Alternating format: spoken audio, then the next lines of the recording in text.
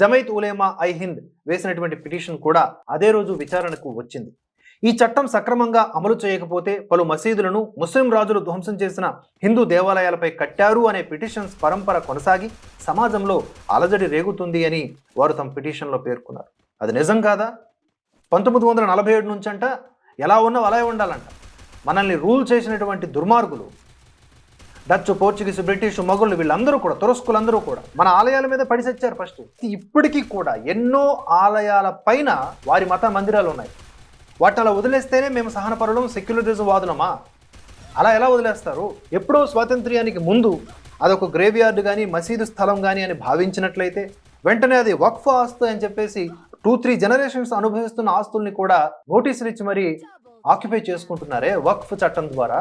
అక్కడ ఇన్ని ప్రత్యేకమైనటువంటి హక్కులు ఉన్నప్పుడు మళ్ళీ అగైన్ హిందూ ఆలయాల మీద వేరే మత